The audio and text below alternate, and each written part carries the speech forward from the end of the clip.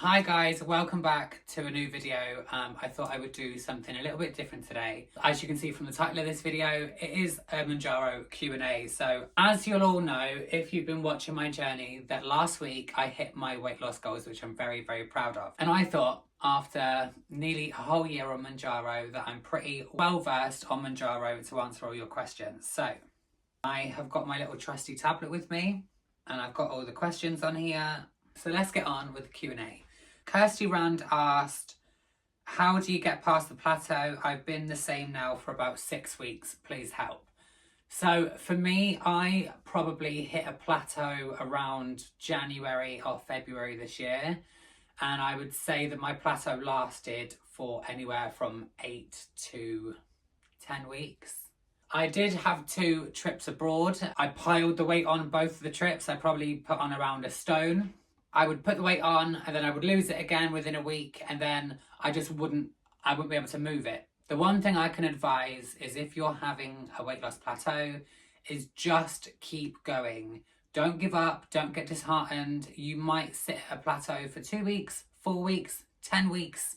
You could even be sat there for 3 months. Don't give up, it will eventually come off. Have a look at your calorie intake. There might be a chance that you're not eating enough. A lot of the time, we think the less calories in, the quicker we're gonna lose weight. When in actual fact, your body can go into sort of like shock and it can go into starvation mode. Try and look at either upping your calories by 100 to 200 calories a day, for a week and see if your weight fluctuates, or on the other hand try and drop it by 100 calories and see if that helps shift the weight.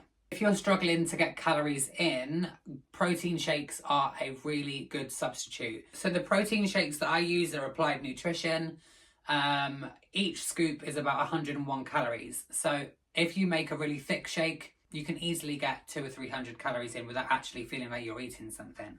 So Breathe in Your Body asked, I have no side effects at all, but I do feel sleepy and less energy, and the gym seems to be harder.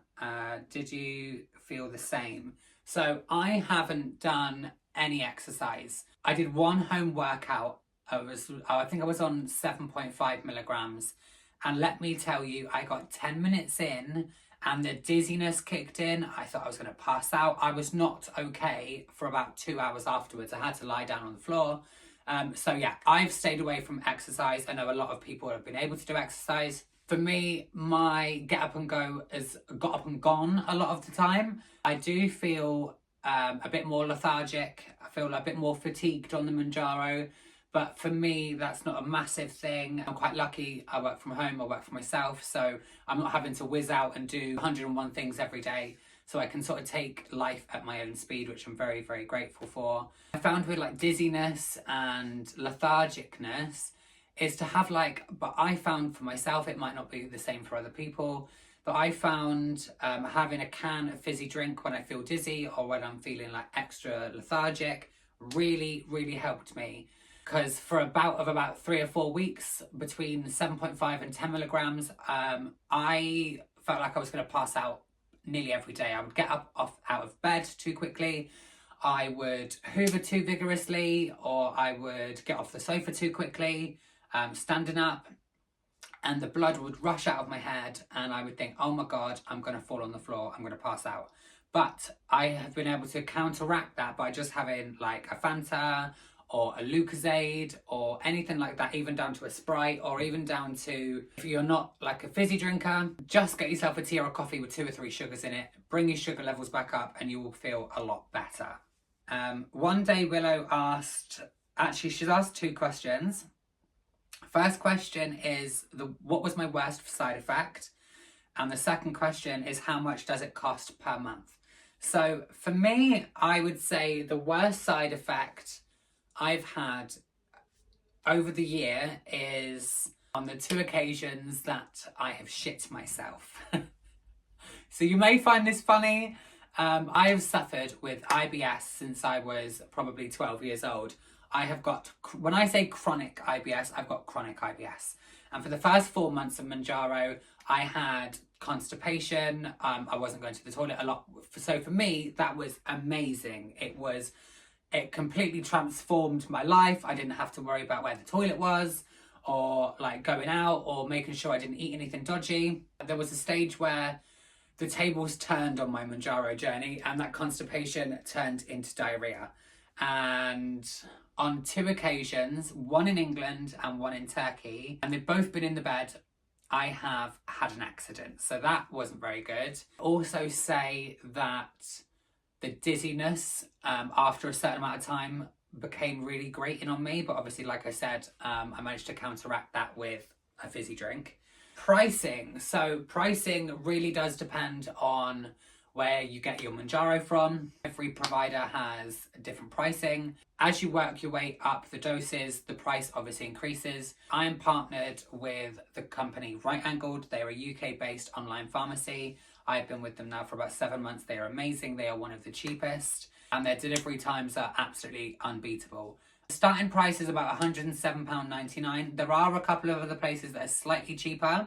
So starting off on the 2.5, the ballpark figure is anywhere from like £100 to £150. And obviously going up to the 15 milligrams, you can be looking anywhere from £180 to £250.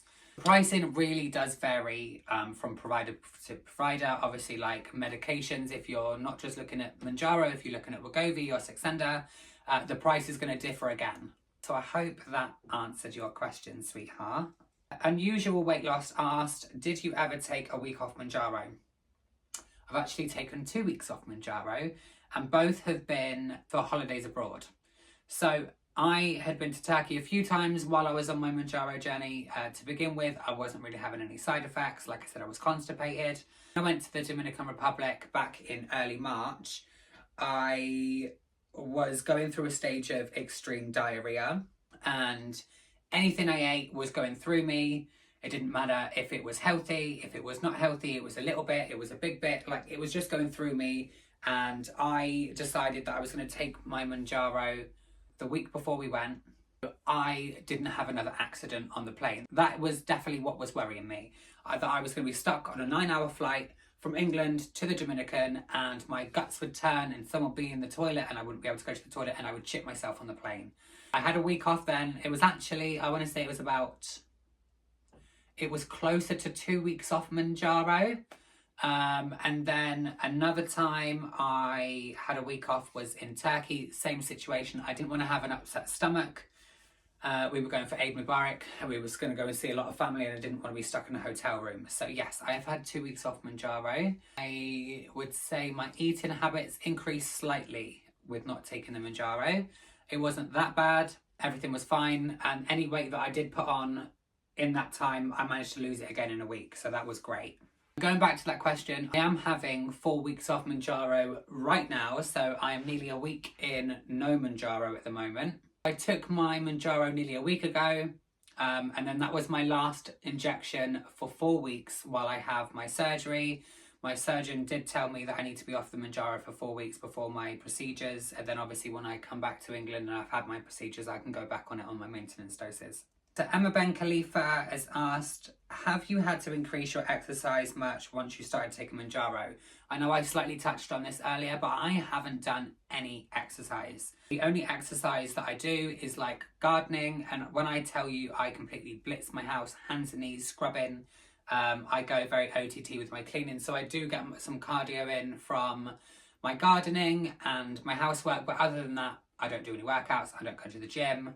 One of the reasons was, especially, I was getting very dizzy. I was getting very lightheaded very quickly. So I just sacked it off and thought, sod it, I don't need to. Jane Young asked, do you plan to stay on Mounjaro?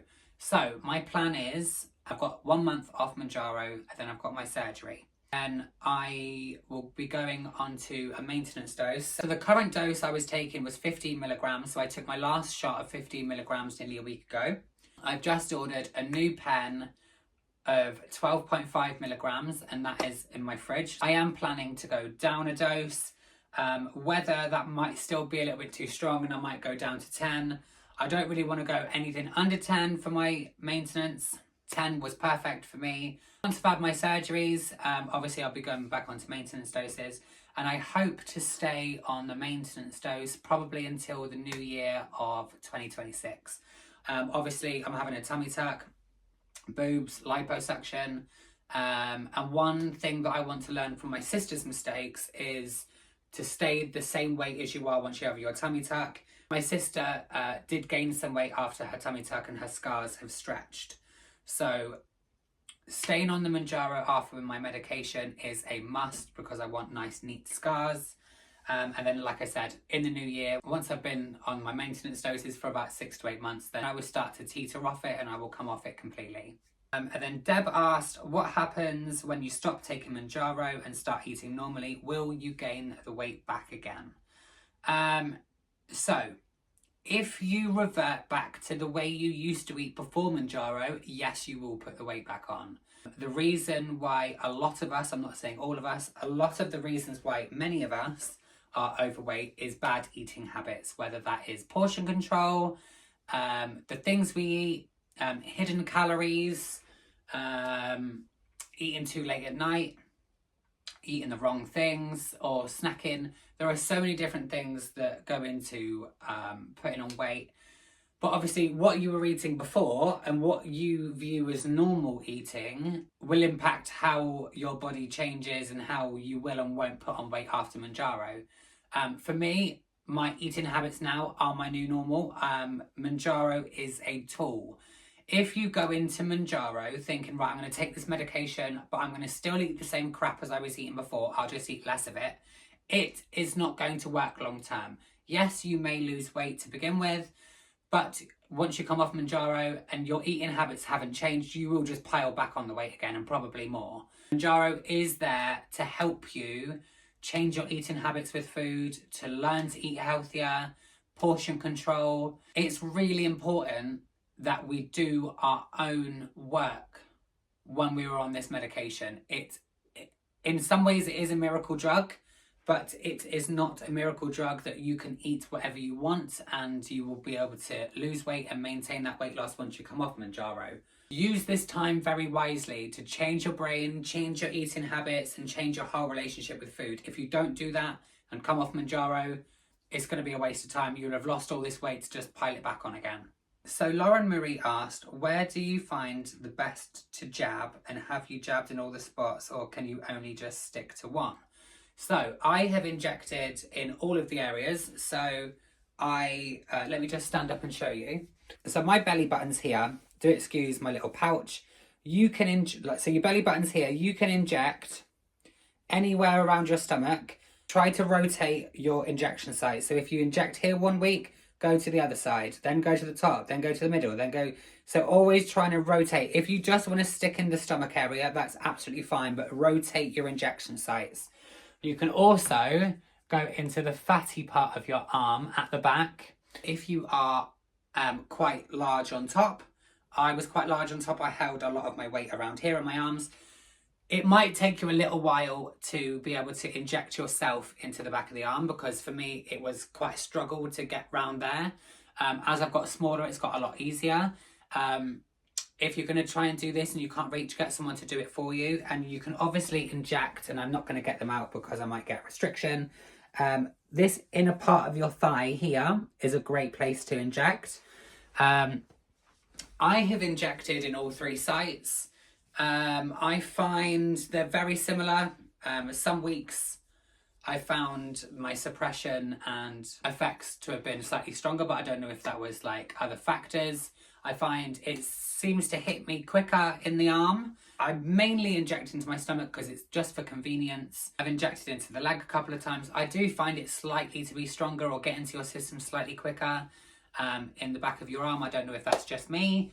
But I have seen online that people have had the same effects. So I hope that answers your question, darling. Sabrina's asked, have I had hair loss? So yes, Sabrina, I have had hair loss. As you can see, my hair is nearly completely back to normal, if not thicker than ever. This isn't the first time I've lost hair on a weight loss journey. Many years ago, I lost 7 stone, but way before COVID. And I lost a considerable amount of hair then, and I started to lose hair on Mounjaro probably around sort of after the 3-month mark. And let me just tell you all, it's not the medication that makes you lose the hair. It is a stress response in your body. So it can happen with stress, it can happen with rapid weight loss, it can happen with environmental changes, hormonal changes. When your body experiences stress, it mainly affects your hair. Especially with rapid weight loss, that you are losing 2 or more pounds a week, that is clinically classed as rapid weight loss. So our bodies want to conserve all of those vitamins and minerals for ourselves rather than our hair. I'll try and simplify things so people don't get confused. So you've got the growing stage, the resting stage, you've got the falling out and the regrowing stage. So what happens is when our bodies want to conserve all the vitamins, nutrients, collagen, keratin for our hair, it basically puts our hair from the growing stage into the resting stage. Once that strand of hair is in the resting stage, it can never go back to growing again. So it will eventually fall out. So you're not losing hair permanently. It's just moving hair that's in the growing stage into the resting stage. And then once it's gone from there, then it will fall out. Eventually that hair will regrow. I have found with both my hair losses from rapid weight loss that it's never been permanent. It is very scary at first. If you've never had it happen to you, you think, oh my God, I'm going bald. I don't know what to do. The more you stress about it, the more it gets worse. This time around, I wasn't as stressed. I wasn't as worried. I knew it was all going to grow back. At one point, my hair was so thin on top. Literally, I just had little strands on top. You could see my full scalp from the top. It looked like I was going through a male pattern baldness. Even Mert used to say to me, my hairdresser would say to me, like, your hair is falling out. I'm like, yeah, it's fine. Don't worry about it. It will grow back. So there is the evidence that my hair is probably as thick, if not thicker than it was before. If your hair is falling out, don't worry. It will all be fine. It's not permanent. It will grow back. And I really do appreciate you guys sending these questions in to me, and I hope that I have answered them to the best of my ability, and I hope my responses are going to help you. Did you lose much weight on the 2.5 milligrams? I've been on it 4 weeks and only lost a couple of pounds. So I lost 1.5 stone in the first month on Mounjaro. It was either 1 stone or 1.5 stone, so like between 14 and 20 pounds. I lost quite a lot of weight, but I was very large.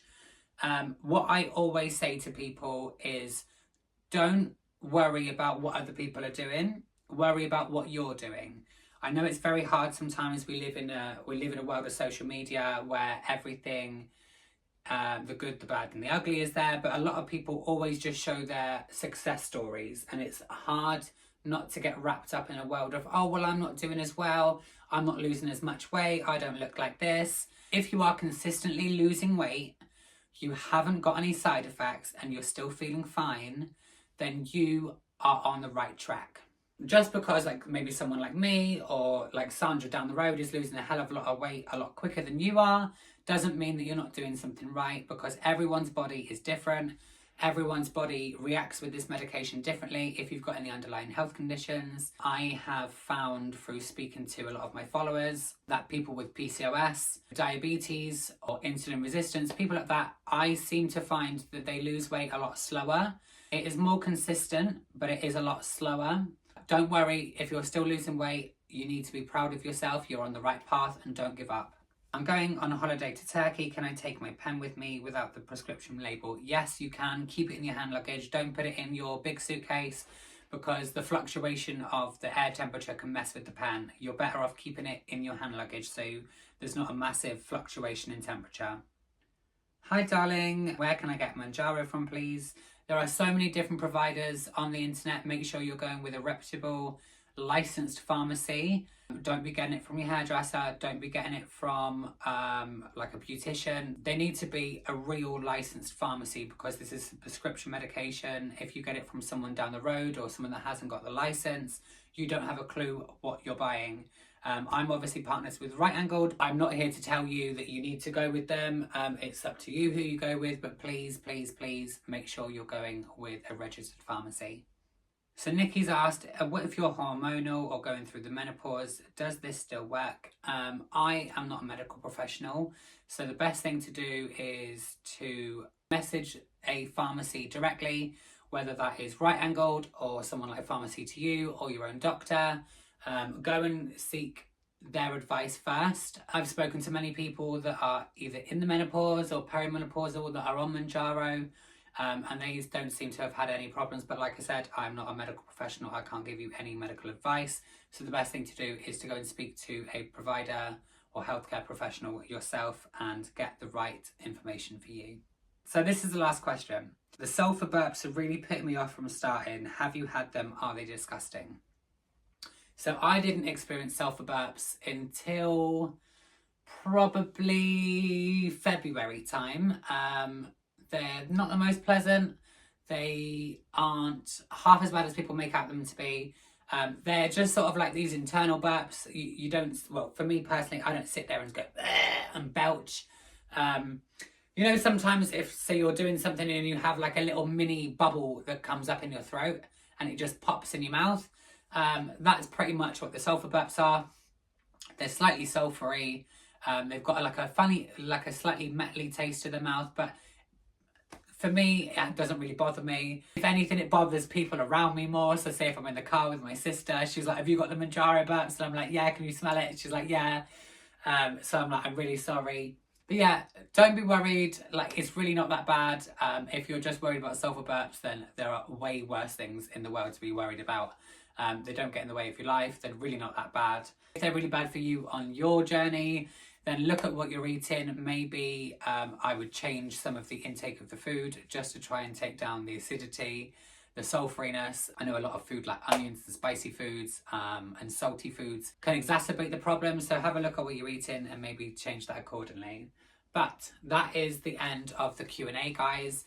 I want to say a massive thank you for everyone that has joined me along this journey. This isn't the end of my journey, so don't worry. Obviously, I will still be uploading every single week. The next 4 videos will be a Mounjaro free Monday. And then obviously we will be going into my plastic surgery journey. And then after that, we will be going side by side with my plastic surgery recovery and my Mounjaro maintenance journey. So I'm going to be a very busy bunny and there will be a lot more content for you guys. If you haven't already, then please subscribe and hit that notification bell so you don't miss out on any future videos. And I will see you next week.